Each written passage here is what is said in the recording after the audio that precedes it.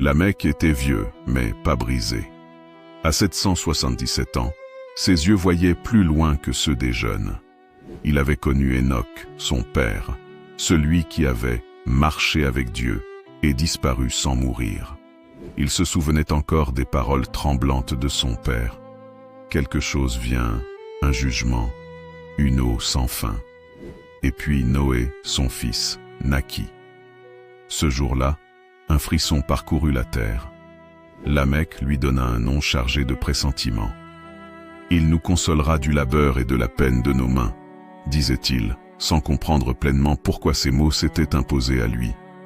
Les années passèrent.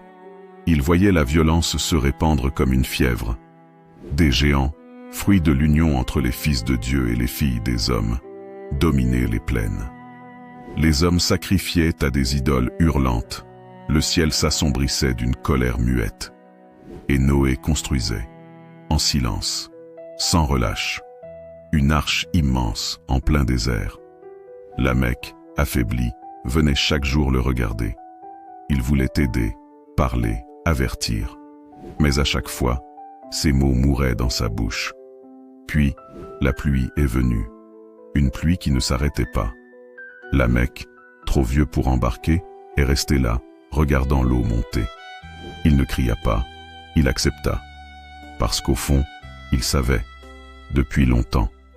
Certains disent que ses derniers mots furent « Je l'ai vu venir, et je n'ai rien pu faire. » Et vous, que feriez-vous si vous voyiez la fin venir, sans pouvoir l'arrêter ?